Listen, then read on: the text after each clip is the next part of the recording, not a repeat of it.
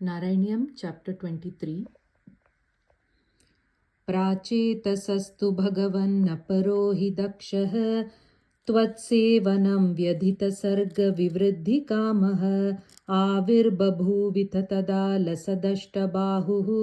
तस्मै वरं ददिथतां च वधूम् असिक्नीम् तस्यात्मजा स्त्वयुतमीश पुनः सहस्रं श्रीनारदस्य वचसा तव मार्गम् आपुः नैकत्र वासमृषये च मुमोच शापं भक्तोत्तमस्तृषिः अनुग्रहमेव मेने षष्ट्या ततो दुहितृभिः सृजत कृलौघान् दौहित्रसूनुरथ तस्य च विश्वरूपः त्वत्स्तोत्रवर्मितम् अजापयदिन्द्रमाजौ देव त्वदीयमहिमा खलु सर्वजैत्रः प्राक्षूरसेन विषये किल चित्रकेतुः पुत्राग्रही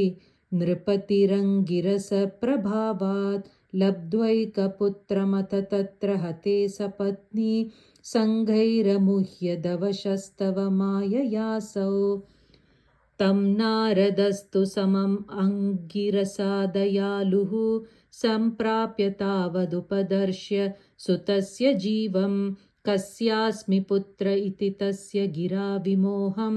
त्यक्त्वा त्वदर्चनविधौ नृपतिं न्ययुङ्क्त स्तोत्रं च मन्त्रमपि नारदतोऽथ लब्ध्वा तोषाय शेषवपुषो ननु ते तपस्यन् विद्याधराधिपतितां सहि सप्तरात्रे लब्ध्वाप्यकुण्ठमिति अन्वभजद्भवन्तं तस्मै मृणालधवलेन सहस्रशीर्ष्णा रूपेण बद्धनुति सिद्धगणावृतेन प्रादुर्भवन्नचिरतो नुतिभिः प्रसन्नो दत्त्वात्मतत्त्वम् अनुगृह्य तिरोदराधात्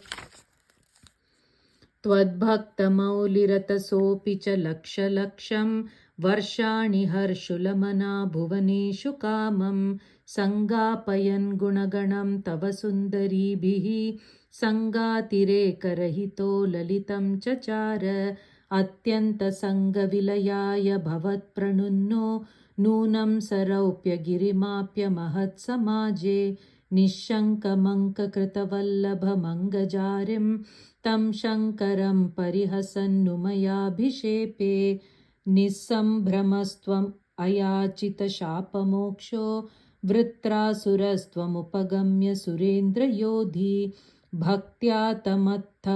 कथनैः समरे विचित्रं शत्रोरपि भ्रमम् अपास्य गतपदं ते त्वत्सेवनेन दितिरिन्द्रवधोऽत्यतापि तान् प्रत्युतेन्द्रसुहृदो मरुतोऽभिलेभे दुष्टाशयेऽपि शुभदैव भवन्निषेवा तत्तादृशस्त्वमव मां पवनालयेश नारायण अखिलगुरो भगवन्नमस्ते।